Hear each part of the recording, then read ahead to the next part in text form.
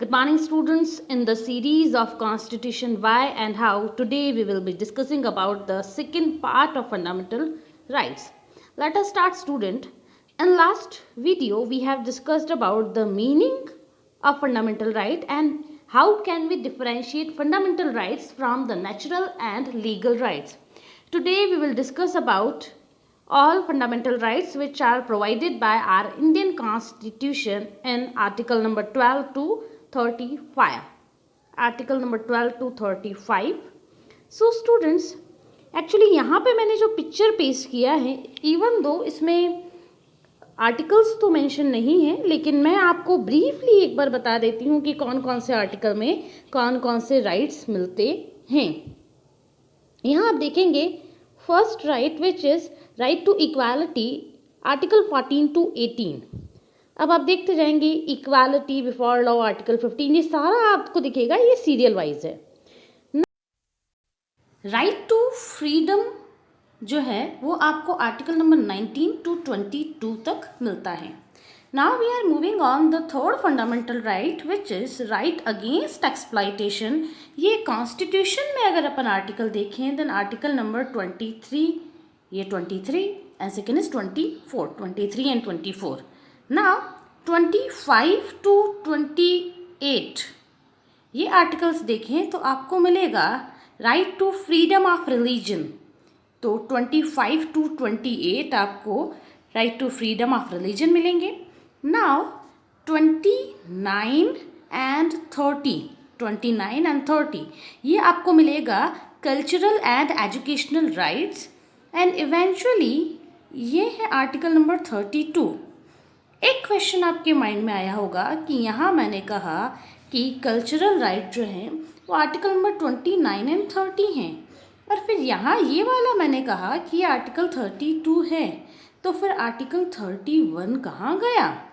इसकी स्टोरी हम बाद में पढ़ेंगे. ब्रीफली मैं आपको इतना सी बता दूं कि पहले ये भी एक राइट रहा करता था, right to property, own property, और इसके अलावा आप कैसे आपकी प्रॉपर्टी को स्पेंड करते हैं सारा आपका डिसीजन रहता था. लेकिन इन 1978 दिस आर्टिकल वॉज अबॉलिश्ड. 1978 में जैसे मैंने आपको बताया था ना कि पहले हमारे इंडियन कॉन्स्टिट्यूशन में टोटल नंबर ऑफ आर्टिकल जो था वो 395 था, लेकिन आज की डेट में 465 है. और इसका रीज़न भी मैंने बताया था कि कुछ आर्टिकल उसमें से रिमूव हो जाते हैं, कुछ ऐड भी हो जाते हैं.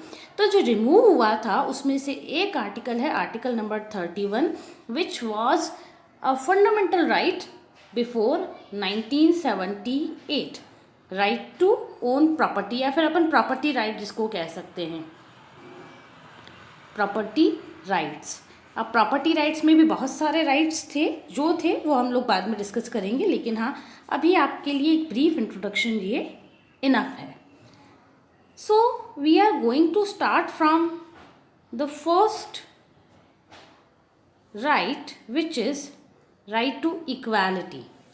कहाँ से कहाँ तक है? आर्टिकल 14 टू 18 है.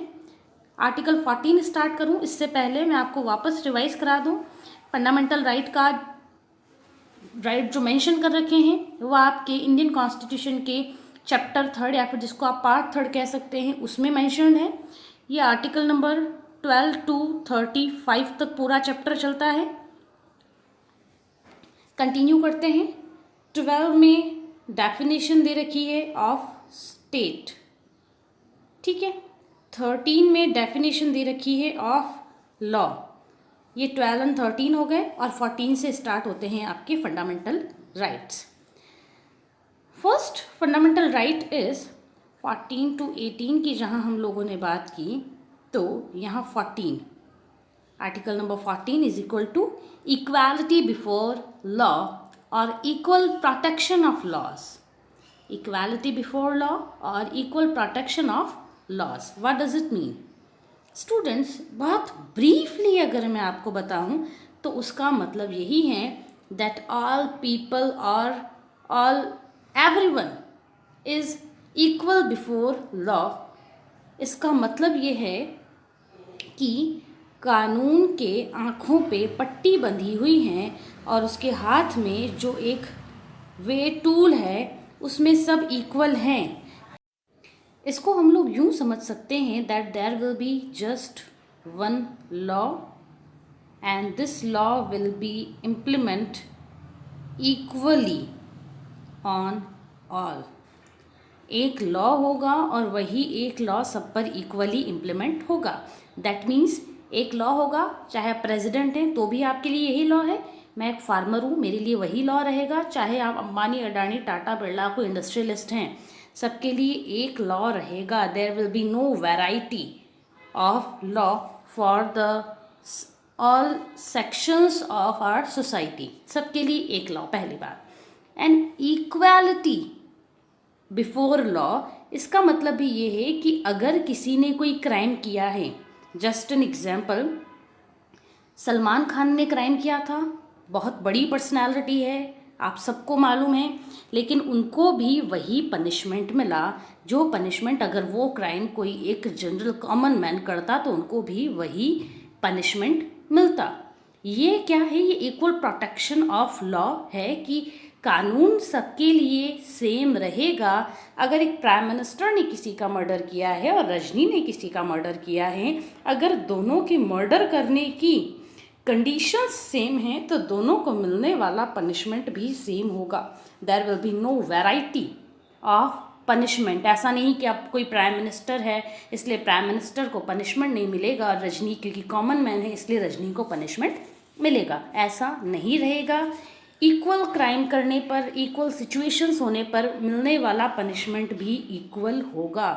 मैं सिर्फ ब्रीफ बता रही हूँ, डिटेल में चले गए तो उसमें और भी बहुत कुछ हैं।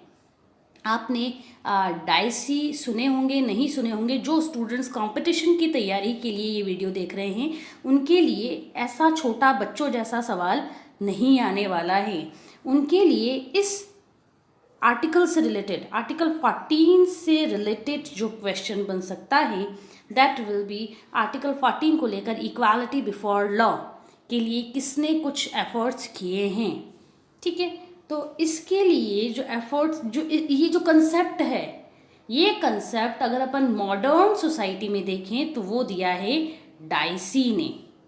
ठीक है, डाइसी की बुक का नाम है लॉ ऑफ द कॉन्स्टिट्यूशन और लॉ ऑफ द कॉन्स्टिट्यूशन में डाइसी ने इस इक्वालिटी बिफोर लॉ की बात की है।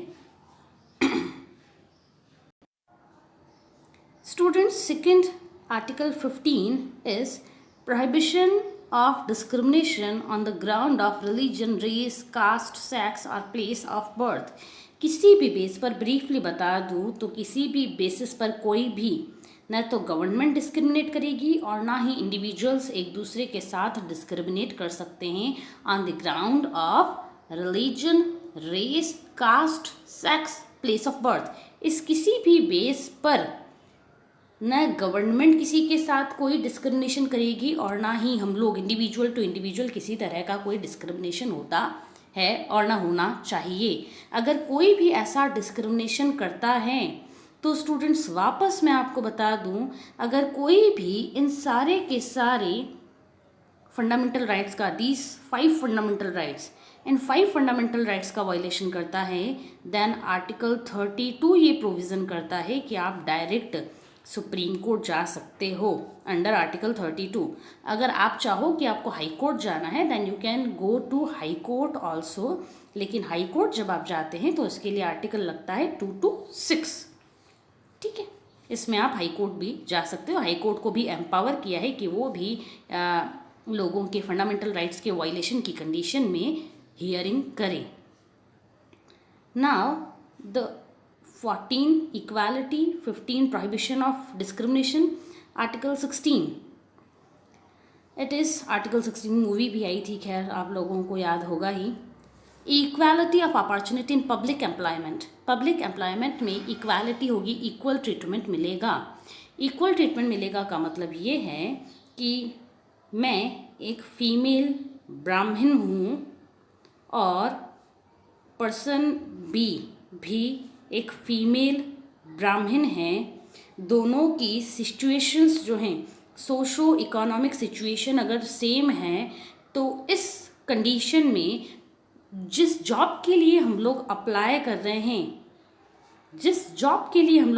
कर रहे हैं, वहाँ पर बनने वाली मेरिट में हम लोगों को इक्वल वेटेज मिलेगा, equal weightage on the ground of social and economic status. इसका मतलब यही है कि पहले पुराने ज़माने में आपको मालूम है क्या होता था। एक्चुअली पुराने ज़माने में होता ये था कि आप ब्राह्मण्स, क्षत्रिय, राजपूत को ज़्यादा प्रेफर करते थे और जो शूद्रा कम्युनिटी थी उनको डिप्राइव कर दिया था, उनको हटा दिया था सारी की सारी जॉब्स से, एक्सेप्ट स्वीपिंग जॉब। ठीक है, तो उनको बस स्वीपिंग काम दिया जाता था और बाकी ये सारे के अपर जो जॉब्स थी उन पे हेजेमनी थी, उन पर डोमिनेंस थी या फिर राइट था किसका, ब्राह्मण, क्षत्रिय एंड वैश्य, इन कम्युनिटीज़ का वहाँ पे राइट रहा करता था। अब इस चीज़ को हटाना है, इक्वालिटी लानी है, तो गवर्नमेंट ने कह दिया कि नहीं, अगर गवर्नमेंट कोई वैकेंसी निकालती हैं और जितनी सीटें जिस कम्युनिटी की हैं, सीट्स जितनी कम्युनिटी की हैं, वो सब उसके लिए अप्लाई करने के लिए एंटाइटल रहेंगी। मान लो टीचिंग पोस्ट 1000 निकाली है, सबके लिए है, ठीक है, सबके लिए है, इसमें ब्राह्मण, इसमें ST SC OBC इन सब के लिए निकाली। तो इस कंडीशन में सबके सब अप्लाई कर सकते हैं अपने अपने कोटे के अंदर। ठीक है, जितनी सीट्स उनके लिए रिजर्व्ड हैं उसके अंडर वो अप्लाई कर सकते हैं और कोई किसी को रोकेगा नहीं, कोई किसी को डराएगा धमकाएगा नहीं कि आपको अप्लाई नहीं करना है। जस्ट एन एग्जाम्पल, रजनी एक दलित पर्सन है, ST या फिर SC कम्युनिटी से बिलोंग करती है, तो इस कंडीशन में न तो मुझे ब्राह्मण डराएंगे और ना ही मुझे अपनी ही कम्युनिटी का, ओन कम्युनिटी का कोई पर्सन डरा धमका सकता है कि आप इस जॉब के लिए अप्लाई नहीं करें, और ना ही गवर्नमेंट मेरा एप्लीकेशन लेने से मना करेगी। अगर गवर्नमेंट मेरा एप्लीकेशन लेने से मना करती है एम्प्लॉयमेंट के लिए, पब्लिक एम्प्लॉयमेंट के लिए, तो मैं वापस अंडर आर्टिकल 32 में मैं सुप्रीम कोर्ट जा सकती हूँ direct. Now the article 17, abolition of untouchability. मेरी नॉलेज में इस चीज़ को ज़्यादा एक्सप्लेन करने की रिक्वायरमेंट नहीं है। अनटचेबिलिटी अपना पब्लिक स्फेयर में, आप कहीं भी, पब्लिक एंड प्राइवेट स्फेयर में आप कहीं पर भी किसी के साथ भी अनटचेबल जैसा बिहेव नहीं करेंगी। वेरी स्पेसिफिकली कहूँ तो ST SC कम्युनिटी के साथ पहले एक जो बहुत ही हमारी बैड सोशल हैबिट थी, जो एक सोशल नॉर्म था अनटचेबिलिटी का, कि ST SC कम्युनिटी से हम लोग अनटचेबल जैसा बिहेव करते थे, उनको टच नहीं करना चाहते थे और उनका कहीं पर भी प्रेजेंस पब्लिक स्फेयर में प्रोहिबिटेड होता था, रेस्ट्रिक्टेड होता था, वो अब ख़त्म कर दिया है। अब अगर आप किसी भी ST SC कम्युनिटी के साथ अनटचेबल जैसा बिहेव करते हैं, ठीक है, आपने मान लो कि आपको कहीं मार्केट में कोई ST SC कम्युनिटी के दिखे और आपने उससे किसी भी चीज़ को छूने से मना किया कि नहीं, आप इसको छू नहीं सकते हैं। क्यों नहीं छू सकते हैं? क्योंकि आप SC कम्युनिटी से हैं। तो आपका यही कहना आर्टिकल 32 के अंडर एक एप्लीकेशन डालने का रीज़न हो सकता है। SC कम्युनिटी का पर्सन आपके ऊपर केस कर सकता है। SC कम्युनिटी को सिर्फ यहाँ पर ही प्रोटेक्शन प्रोवाइड नहीं किया है। 1989 में, मैं डिटेल में नहीं जाऊँगी, 1989 में एक एक्ट बना था, SC ST prevention of atrocity act. ठीक है, इसको शॉर्ट फॉर्म में POA भी कहते हैं, 1989 का। इसके अंडर भी SC ST कम्युनिटी को एक प्रोटेक्शन प्रोवाइड किया गया कि उनके साथ किसी तरह के कोई भी कास्ट और सोशल इकोनॉमिक बेसिस पर किसी तरह का कोई डिस्क्रिमिनेशन नहीं होगा। एंड फाइनली आर्टिकल 18, हम लोगों ने 14 to 18 कहा था, तो आर्टिकल 18 यहाँ पे मिलेगा, अबॉलिशन ऑफ टाइटल्स। स्टूडेंट्स, आप लोग लास्ट ईयर पढ़ के ही आए हैं 10th क्लास में हमारा नेशनल फ्रीडम मूवमेंट। तो आपको मालूम होगा कि ब्रिटिशर्स जो थे, वेरियस जो भी उनको लोग अच्छे लगते थे ब्रिटिशर्स उनको टाइटल दे देते थे। जैसे महात्मा गांधी को ब्रिटिशर्स ने क्या टाइटल दिया था और उन्होंने वो टाइटल रिटर्न कब किया, आप इस वीडियो को स्टॉप करके मुझे बताइए, then I will reply you. बहुत ऑनेस्टली आप वीडियो को स्टॉप करके, पॉज करके रिप्लाई करेंगे, फिर मैं आपको आंसर प्रोवाइड करूँगी। आई होप स्टूडेंट्स आप लोगों ने रिप्लाई कर लिया होगा। The answer is Mahatma Gandhi को जो टाइटल मिला था, महात्मा गांधी खुद लंदन गए थे और लंदन में महात्मा गांधी को टाइटल मिला था केसरे हिंद, केसरे हिंद। और ये टाइटल महात्मा गांधी ने रिटर्न कर दिया था आफ्टर जलियांवाला बाग मैसेकर। ठीक है, जब जलियांवाला बाग मैसेकर हुआ था तो महात्मा गांधी ने केसरे हिंद का टाइटल वापस कर दिया था। इसके अलावा ब्रिटिशर्स जो थे वो किसी को राय बहादुर का टाइटल दे देते थे या फिर किसी को वो टाइटल दे देते थे सर का, नाइटहुड। ठीक है, नाइटहुड टाइटल भी प्रोवाइड करते थे, जिसकी वजह से होता ये था कि हमारी सोसाइटी में इनइक्वालिटी क्रिएट होने लगी थी कि किसी के पास तो एक टाइटल है, किसी के पास दूसरा टाइटल है, किसी के पास तीसरा और किसी के पास कोई टाइटल नहीं है। और जिसके पास ज़्यादा टाइटल हैं वो पर्सन जो था वो उतना ज़्यादा प्रिविलेज्ड माना जाता था, उसके पास उतने राइट्स माने जाते थे, उसकी सोशल स्टेटस अपर मानी जाती थी। लेकिन हमको तो इक्वालिटी एस्टैब्लिश करनी है। अब इक्वालिटी एस्टैब्लिश करनी है तो ये टाइटल जब तक रहेंगे तब तक तो कुछ होने वाला नहीं है, इसलिए टाइटल्स को ख़त्म कर दो। नाउ स्टूडेंट्स 14 to 18 हमने देखा, 14, 15, 16, 17, 18 done. Now we are moving on article 19 to 22. First is article 19। Article 19 जो है उसके अंडर आपको 6 टाइप्स ऑफ फ्रीडम देखने को मिलेंगी। वापस बता देती हूँ, आर्टिकल 19 में 6 types of freedom, right to freedom है ना, तो इसमें आपको 6 टाइप्स ऑफ फ्रीडम देखने को मिलेगी। Earlier before 1978 there were 7 freedoms, लेकिन एक फ्रीडम जो है वो 1978 में अबॉलिश कर दी, तो 7 - 1 = 6। अब 6 कौन कौन सी हैं, 1 by 1 देखते हैं हम लोग। First is freedom of speech and expression.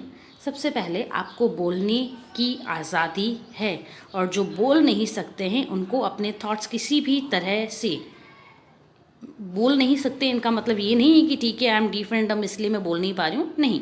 एक मोड ऑफ एक्सप्रेशन होता है कि ठीक है कोई बोल के अपनी बात कह लेता है, कोई पिक्चर बना के अपनी बात कहता है, कोई न्यूज़पेपर में आर्टिकल लिख के अपनी बात कह रहा है, आप कैसे भी करके, कोई कार्टून बना के अपनी बात कह रहा है, आप कैसे भी करके अपनी बात कह सकते हो। यू हैव फुल राइट, और यही राइट है, right to freedom of speech and expression. आपको बोलने का और एक्सप्रेशन के जितने भी मोड्स हैं, it may be print media, social media, it may be electronic media, it may be cartoon, article writing, it may be poetry, it may be story, जो भी हो। अगर आपने कहीं पर जर्नी जो लोग करते हैं वो उसमें भी लिखते हैं, डायरी राइटिंग, आप कुछ भी कर सकते हैं। ये सारा क्योंकि आपके एक्सप्रेशन का राइट है। ठीक है, आपको बोलने का राइट है। अगर कोई आपके बोलने के राइट पर रोक लगाता है तो वो गलत है, और गलत क्योंकि वो आपके फंडामेंटल राइट का वायलेशन है। तो अगेन याद रखो, आर्टिकल 32 एंड 226, इसके अंडर आप supreme court and high court जा सकते हैं। स्टूडेंट्स, एक बात बहुत इम्पॉर्टेंट है, मैं इसके पहले कि ये आपको राइट्स एक्सप्लेन करूं, मैं ये बताना चाहूँगी कि जितने भी आर्टिकल्स हैं आपके राइट्स हैं, आर्टिकल कहना भी सही नहीं होगा, जितने भी आपके फंडामेंटल राइट्स ये दिए हुए हैं, ऐसा नहीं कि एब्सोल्यूट है। These all rights are not absolute. Absolute का मतलब क्या होता है? एब्सोल्यूट का मतलब होता है कि किसी भी कंडीशन में नॉन वायलेबल हो, तो ऐसा नहीं है। आपके सारे के सारे जो फंडामेंटल राइट्स हैं वो लिमिटेड हैं, उसको लिमिटेड कर सकते हो, रोक सकते हो, सस्पेंड कर सकते हैं, और सस्पेंड किस बेस पे कर सकते हैं वो मैं आपको बताती हूँ। इतना तो ठीक हो गया कि ये राइट आपको हर सिचुएशन में नहीं मिलते हैं। कई सारी सिचुएशन ऐसी भी होती है जब गवर्नमेंट मना कर सकती है। हमारा कॉन्स्टिट्यूशन में लिखा हुआ है कि अगर कुछ ऐसी सिचुएशंस आ जाती हैं जिसको कॉन्स्टिट्यूशन में लिस्टिफाई किया हुआ है, तो उस सिचुएशन में आपको ये सारे राइट्स नहीं मिलेंगे। अब ऐसी कौन सी सिचुएशन है? सबसे पहले इमरजेंसी। इमरजेंसी की सिचुएशन में आपके राइट्स सस्पेंड हो सकते हैं। इसका मतलब ये नहीं कि सारे के सारे राइट्स आपके सस्पेंड होंगे, जैसे कि right to life and personal liberty आपका सस्पेंड नहीं होता है, इमरजेंसी में भी सस्पेंड वो नहीं होगा। एक तो इमरजेंसी पीरियड हो गया। इमरजेंसी के अलावा अगर अपन देखें पब्लिक हेल्थ का मतलब देखो, जैसे यहाँ पे आपने बहुत अच्छा एग्जाम्पल मैं आपको अगर दूँ, जो प्रैक्टिकल एग्जाम्पल भी है, freedom of speech and expression, आपको बोलने का और अपने थॉट्स को एक्सप्रेस करने का राइट है, ठीक है। लेकिन अगर ये आपका बोलना और एक्सप्रेस करने के जो राइट्स हैं वो पब्लिक हेल्थ में नहीं हैं। पब्लिक हेल्थ का मतलब है कि लोगों की मोरालिटी को कम करते हैं, हमारी सोसाइटी में कहीं ना कहीं इमोरालिटी क्रिएट करते हैं, लोगों को परेशान करते हैं, तो ये सारी पब्लिक हेल्थ के अगेंस्ट मानी जाएगी। Article number 19(1) says freedom of speech and expression. लेकिन इसका मतलब ये नहीं है कि आज जो कोरोना वार्ड्स हैं मैं वहाँ जाके एक लाउड स्पीकर लेके अपने भाषण देती रहूँ, ये गलत होगा। और क्योंकि ये पब्लिक हेल्थ में नहीं है, पब्लिक हेल्थ के अगेंस्ट है, लोगों की हेल्थ के अगेंस्ट है, इस वजह से मेरा ये आर्टिकल 19(1) उस हॉस्पिटल में रोका जा सकता है और उसके अंडर में 32 और 226 के अंडर में हाई कोर्ट सुप्रीम कोर्ट चली जाऊं तो ये पॉसिबल नहीं है।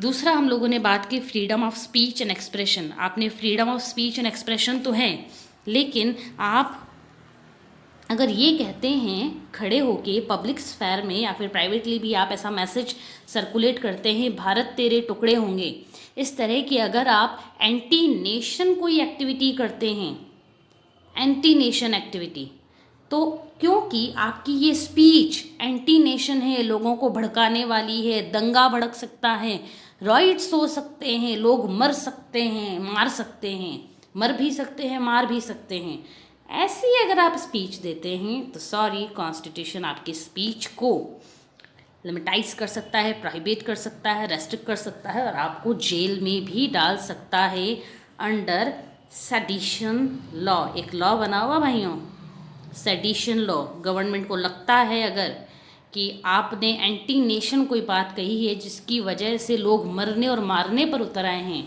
तो आप सेडिशन लॉ के अंडर जाएंगे अंदर। ये जितने भी राइट्स हैं, ऐसा नहीं है कि सारे के सारे राइट्स एब्सोल्यूट हैं। These all rights are limited and these limitations are imposed by our constitution. एक और एग्जांपल अगर मैं आपको बताऊं, equality of opportunity in public employment. यहाँ पे इक्वालिटी ऑफ अपॉर्चुनिटी तो कही है, तो फिर आप कहेंगे इक्वालिटी का है कि रिजर्वेशन दे रखा है आपने, ये तो इनइक्वल बिहेव हो गया कि कुछ को रिजर्वेशन है और कुछ को नहीं है।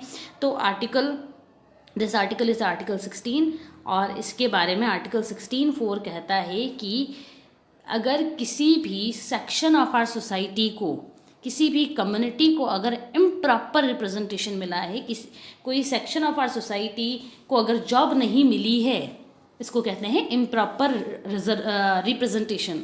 अगर इम्प्रॉपर रिप्रेजेंटेशन मिला है तो उस कंडीशन में उसको रिजर्वेशन देना होगा और ये रिजर्वेशन जो है वो अगेंस्ट इक्वालिटी नहीं माना जाएगा। खैर आगे बढ़ते हैं हम लोग। आर्टिकल 19(2) की बात करें हम लोग, असेंबल पीसफुली आप लोग इकट्ठे हो सकते हैं। कई बार आप लोगों ने देखा होगा धरना प्रदर्शन, मीटिंग्स, स्ट्राइक्स चलती रहती हैं और वो कर सकते हैं, वो उनका कॉन्स्टिट्यूशनल राइट हैं। Now 19(3) form of association and union. कोई यूनियन बना सकते हैं, एसोसिएशन बना सकते हैं।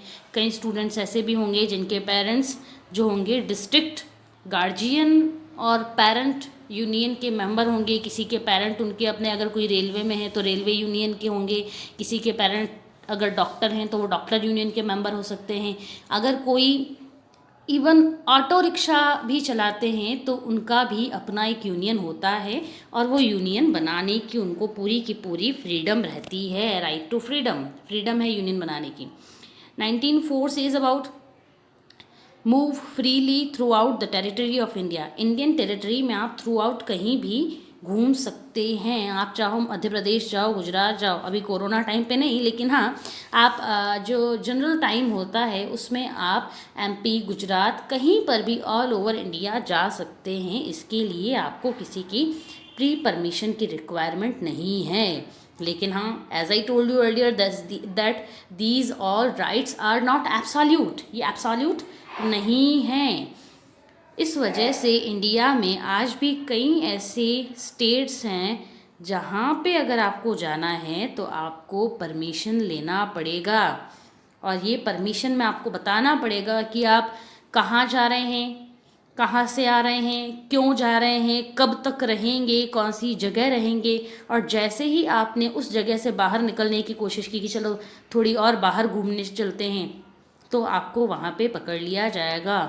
वो भी लॉ का वायलेशन माना जाएगा। बहुत सारे स्टूडेंट सोच रहे होंगे कि मैम जम्मू कश्मीर में तो ऐसा पहले होता था, अब तो जम्मू कश्मीर भी एक यूनियन टेरिटरी बन चुकी है इंडिया की दूसरी यूनियन टेरिटरीज़ के जैसे। तो फिर ऐसे कौन से स्टेट हैं जहाँ पर ऐसी सिस्टम आज भी है? मैं आपको उस सिस्टम का नाम बताऊंगी और आप लोग कमेंट बॉक्स में सर्च करके थोड़ा सी मुझे बताएंगे कि वो कौन से स्टेट्स हैं जहाँ पर कि ये सिस्टम इंट्रोड्यूस किया गया है। स्टूडेंट्स, इस सिस्टम को कहते हैं इनर लाइन परमिट। ठीक है, इनर लाइन परमिट का मतलब होता है जो लोग यहाँ पे आना चाहते हैं, इन इनर लाइन परमिट एरियाज़ में आना चाहते हैं। ये कुछ एरियाज़ हैं हमारे इंडिया में, उनको इनर लाइन परमिट डिक्लेयर किया गया है। मतलब आपको उस एरिया में एंटर करने से पहले आपको वहाँ की स्टेट गवर्नमेंट से परमिट लेना होगा और आपको बताना होगा कि भाई मैं इसी एरिया में रहूँगा, इससे बाहर नहीं जाऊँगा। और अगर इससे बाहर निकलते हैं तो तुरंत आपको जेल हो सकती है। ये तो वायलेशन हुआ move freely through out the territory of India, लेकिन मैंने आपको पहले बताया कि हमारे सारे के सारे राइट्स एब्सोल्यूट नहीं हैं।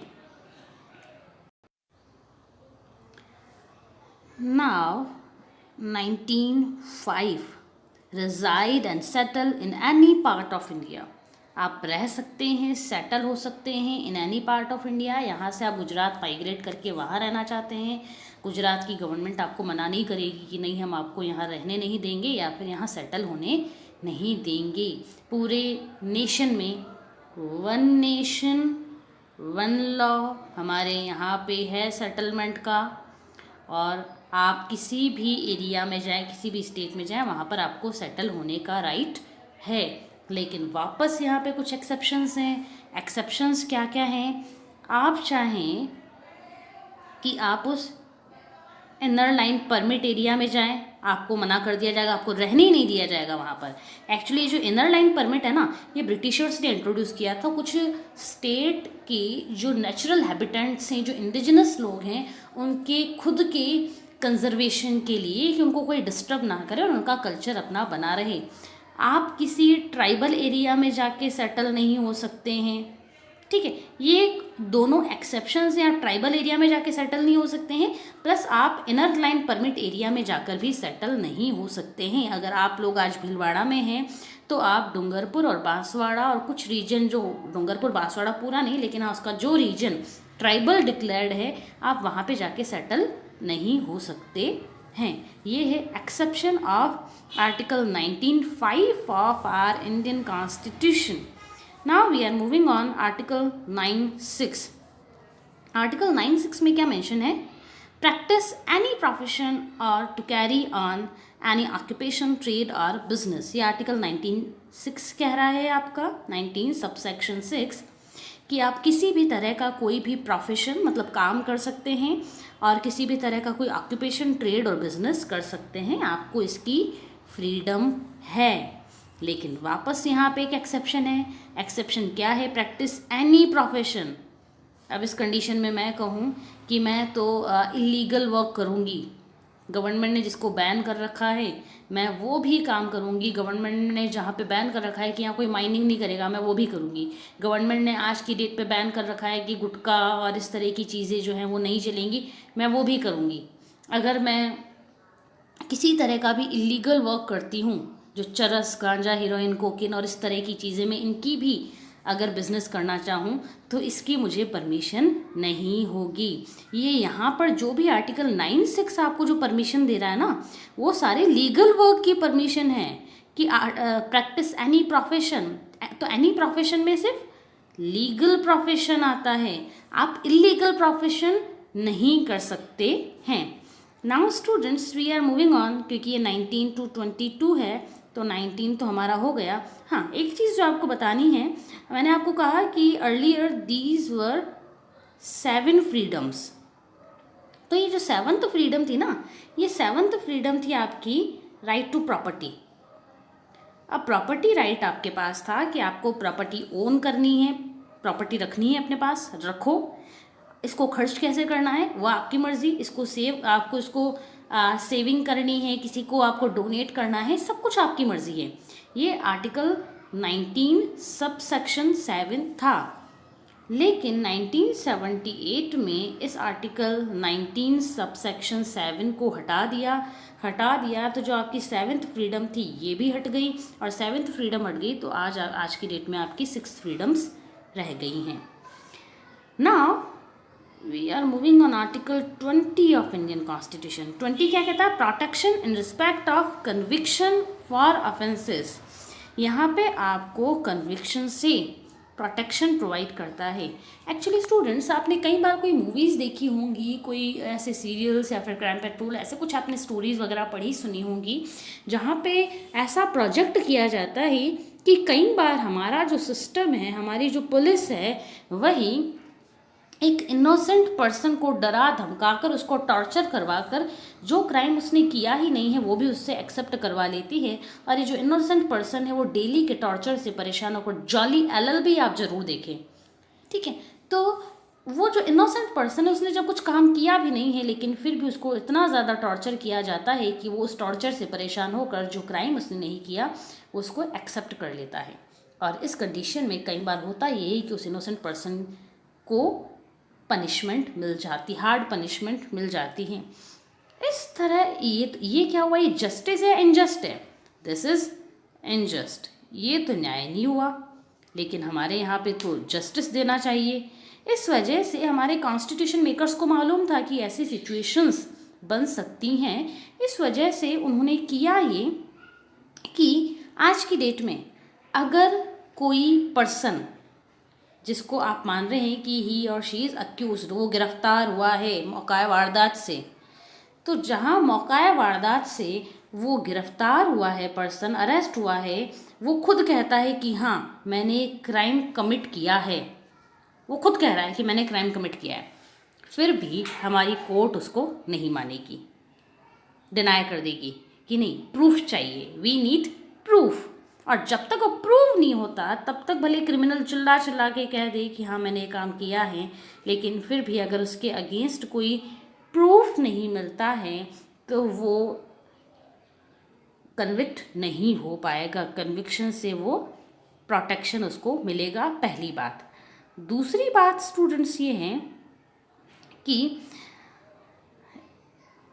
इसका मतलब ये है कि फर्स्ट वाले का मतलब अपन यूँ देखें कि किसी भी पर्सन को उसके खुद के खिलाफ गवाही देने के लिए, विटनेस बनने के लिए फोर्स नहीं किया जाएगा। अनदर पॉइंट इज, अगर किसी को अरेस्ट किया जाता है तो उसको उसका रीज़न भी बताते हैं, जो कि आपका यहाँ पे आपको पढ़ने सुनने देखने को मिलेगा इन आर्टिकल 22। सबसे बड़ा इसका मतलब यही है कि आप किसी को भी कन्विक्ट नहीं कर सकते, आपको प्रूफ दिखाना पड़ेगा, पहली बात। और दूसरी बात ये है कि जो प्रोपोर्शन ऑफ पनिशमेंट होगा, प्रोपोर्शन ऑफ पनिशमेंट वो भी इक्वल होगा, जितना क्राइम किया है उतना ही पनिशमेंट मिलेगा। इसका मतलब ये है कि अगर किसी ने एक ब्रेड स्टील की है, चोरी की है, तो उसको कैपिटल पनिशमेंट या फिर डेथ पेनल्टी नहीं मिलेगी या फिर लाइफ इम्प्रिजनमेंट नहीं मिलेगा। आपने ब्रेड चुराई है तो ब्रेड चुराने का जितना पनिशमेंट होता है उतना ही मिलेगा, न कम न ज़्यादा। इसको कहते हैं प्रोपोर्शन ऑफ पनिशमेंट।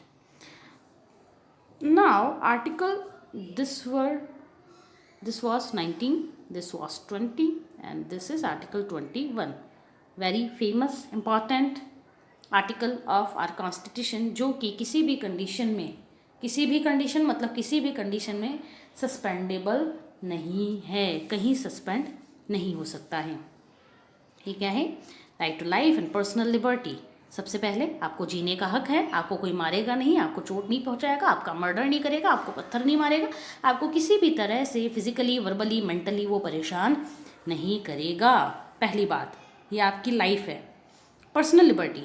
अब आपको लाइफ कैसे स्पेंड करनी है, दिस इज़ योर चॉइस। आप कैसे भी करना चाहें आपकी लाइफ को आप स्पेंड कर सकते हैं, कोई आपको फोर्स नहीं करेगा कि आपको ज़िंदगी ऐसे जीनी चाहिए। आपको जो पसंद है, आपको खाने में जो पसंद है, चावल पसंद है तो चावल खाओ, पर्सनल लिबर्टी। आपको रोटी पसंद है, रोटी खाओ। आपको आपकी ज़िंदगी में सूप ही पीना है तो पूरी ज़िंदगी सूप पीते रहें, पर्सनल लिबर्टी। ज़िंदगी जैसे जीनी है आप अपनी मर्जी से जिएँ, ना तो स्टेट उसमें कुछ इंटरवीन करेगा, सरकार आपको नहीं कहेगी कि ज़िंदगी भर सूप क्यों पीते, रोटी क्यों नहीं खाते, ऐसा कुछ नहीं रहेगा। और दूसरी बात ये है कि ना तो गवर्नमेंट कुछ कहेगी आपको और ना ही किसी और को, आपके फैमिली मेम्बर्स को भी आपको ये कहने का कोई हक नहीं है कि आपको ज़िंदगी कैसे जीनी है। ये है आपकी पर्सनल लिबर्टी। देखो, there are 2 types of liberty, मैं बहुत ब्रॉडली बता रही हूँ। Personal, social. देखो, ऐसे आपके काम, ऐसे वर्क, ऐसी एक्टिविटी जो कि सिर्फ आपको अफेक्ट करती है, ओनली यू, तो ये आपकी पर्सनल लिबर्टी होगी। अब आप कैसी हेयर कटिंग रखते हैं, वो तो सिर्फ आपको अफेक्ट कर रही है, वो किसी और को अफेक्ट नहीं कर रही है। आपकी हेयर कटिंग का असर ना तो आपके भाई पर होगा, ना आपकी मदर पर होगा, ना ही आपके फादर पर होगा। आपकी हेयर कटिंग का अफेक्ट सिर्फ आप पर पड़ेगा, इम्पैक्ट सिर्फ आप पर पड़ेगा। ठीक है, तो ये आपकी पर्सनल लिबर्टी। अब आप क्या खाते हैं, इसका इम्पैक्ट भी खुद पर पड़ेगा। अच्छा खाओगे तो हेल्दी रहोगे, बुरा खाओगे तो आपकी हेल्थ खराब होगी। ये इम्पैक्ट भी किस पर पड़ रहा है, ये इम्पैक्ट भी पड़ रहा है आपकी खुद की हेल्थ पर। ठीक है, आप स्लीपर कौन सी पहनते हैं, आप शूज़ कौन से पहनते हैं, ये सारी चीज़ें जो हैं, ये सारी एक्टिविटीज़ जो हैं, वो आपको खुद को अफेक्ट करती हैं। इस वजह से वो पर्सनल लिबर्टी कहलाती है। और ऐसी पर्सनल लिबर्टी आपके पास पूरी है, और ऐसी है कि वो कोई भी कंडीशन हो, जो मैंने एक्सेप्शंस बताए थे ना, उन एक्सेप्शंस में भी वो नहीं ली जाएगी आपकी। ठीक है, लेकिन हाँ, एब्सोल्यूट तो यहाँ पे भी नहीं है। यहाँ पे कौन कौन से एक्सेप्शंस लगते हैं आर्टिकल 21 में, वो मैं आपको आगे बताऊंगी। Second type of liberty, social liberty. Social liberty मतलब सोसाइटी में आपके पास क्या क्या लिबर्टीज़ हैं। आपके ऐसे काम जो सोसाइटी को अफेक्ट करते हैं, वो कहलाती हैं आपकी सोशल एक्टिविटीज़। ठीक है, आप अगर आईसीयू वार्ड में जाके स्मोकिंग करते हैं, वैसे अगर आप पर्सनली स्मोकिंग कर रहे हैं एक अकेले रूम में बैठकर, जहाँ पे आपके दूर दूर तक कोई नहीं दिख रहा है, तो ये तो कैसी हो गई, ये आपकी पर्सनल लिबर्टी, गवर्नमेंट आपको मना नहीं करती है। लेकिन आप अगर एक स्कूल में जाके स्मोकिंग करते हैं तो इसका इम्पैक्ट दूसरों के वैल्यूज़ पर पड़ेगा, बच्चे देख के क्या सीखेंगे आपसे, और दूसरा बच्चों की हेल्थ पर भी इम्पैक्ट पड़ेगा, दूसरे लोगों की हेल्थ पर भी इम्पैक्ट पड़ेगा। इस वजह से स्कूल्स में लिख रखा होता है no smoking zone, no tobacco zone. आ रहा है बात समझ में? आप चाहें म्यूज़िक सुने, ईयरफोन लगा के, पूरा दिन ईयरफोन लगा के आप म्यूज़िक सुन रहे हैं, डजेंट मैटर, आपकी खुद की मर्जी, आपकी ज़िंदगी है, आपको जैसे जीना है, यू आर लिबरल, आपके पास लिबर्टी है। लेकिन आप एग्जामिनेशन टाइम में भी, या फिर यूं भी आप रात को 10 बजे के बाद भी डीजे बजाते हैं, तो इससे लोगों को बहुत सारी प्रॉब्लम्स हो सकती हैं, और इस वजह से हमारे डिस्ट्रिक्ट एडमिनिस्ट्रेशन ने इसको बैन कर रखा है। Now students, this is article 21A। 21A right to education आपका है। अब इसमें जो भी पेरेंट्स, गार्जियंस हैं, उनको ये रेस्पॉन्सिबिलिटी दी है, it is the duty of our guardian and parents also, और ये उनकी ड्यूटी है, और आपका ये राइट बनता है कि 6 to 14 ईयर्स के जो बच्चे हैं उनको एजुकेशन मिलनी चाहिए। और कौन देगा? देखो, गवर्नमेंट इंस्टीट्यूट में एडमिशन तो गवर्नमेंट कर लेगी, लेकिन एडमिशन करवाने कौन आएगा? तो वो आएंगे आपके गार्जियन, आपके पेरेंट्स आएंगे। ठीक है, आर्टिकल 21 ए। इनिशियली ये कॉन्स्टिट्यूशन का पार्ट नहीं था, लेटर ऑन 21st सेंचुरी की स्टार्टिंग में, फर्स्ट डेकेड में ही इसको ऐड किया गया। Now last article of right to freedom is article 22, protection against arrest and detention in certain cases. अब इसका मतलब ये है कि अगर आपको अरेस्ट किया जाता है तो आपको आपके लॉयर से मिलने से नहीं रोकेंगे। पहली बात, आपके लॉयर से आपको मिलने की पूरी आज़ादी होगी और आप रीज़न भी पूछ सकते हो कि आपको अरेस्ट क्यों किया है। इसके अलावा डिटेंशन का मतलब स्टूडेंट ये होता है कि अगर गवर्नमेंट को लगता है ना, गवर्नमेंट को लगता है, हमारी पुलिस को लगता है, सिक्योरिटी फोर्सेस को लगता है कि पर्सन ए कोई क्राइम करने वाला है, ठीक है। अब उनको लगता है कि पर्सन ए कोई क्राइम करने वाला है, आप क्राइम करो, उससे पहले ही गवर्नमेंट आपको अरेस्ट कर लेती है। क्राइम करने से पहले गवर्नमेंट आपको अरेस्ट कर लेगी, जिससे कि क्राइम होने से रोका जा सके। इसीलिए आपने देखा होगा कि अगर कोई पर्सन गन लेके घूम रहा होता है तो गवर्नमेंट उससे पहले, हमारी पुलिस फोर्सेस जो उससे पहले पूछताछ करती है। अगर उनके पास लाइसेंस होता है तो रीज़न पूछती है कि आप ओपनली गन लेके क्यों घूम रहे हैं। अगर कोई ओपनली स्वॉर्ड लेके घूम रहा है इलीगली तो गवर्नमेंट उसको लेकर भी पूछताछ करेगी, उसको भी अरेस्ट किया जा सकता है, क्योंकि माना जाता है कि आप इससे कोई क्राइम कर सकते हैं। बड़े क्राइम के लिए डिटेंशन महीनों तक पॉसिबल रहता है। आप कोई क्राइम करने वाले हैं, क्राइम करें उससे पहले ही गवर्नमेंट मतलब पुलिस फोर्सेस हमारी आपको अरेस्ट कर लेंगी, और इसी प्री क्राइम अरेस्ट, ठीक है, ये प्री क्राइम अरेस्ट जो होता है इसी को अपन कहते हैं डिटेंशन। और डिटेंशन को लेकर बहुत सारे लॉज बने हुए हैं और इनको टाइम टू टाइम इनको अमेंडमेंट भी किया जाता है, अबॉलिशन भी इनका किया जाता रहा है। सो स्टूडेंट्स, हम लोगों ने आज 2 फंडामेंटल राइट्स पढ़े, right to equality, right to freedom. कल नेक्स्ट वीडियो में हम इन राइट्स को भी कंटिन्यू करने का काम करेंगे। Till then keep learning, stay at home, and if you have any query, doubt, problem, then you can contact to me directly. This is me, Rajni Gagwani, signing off.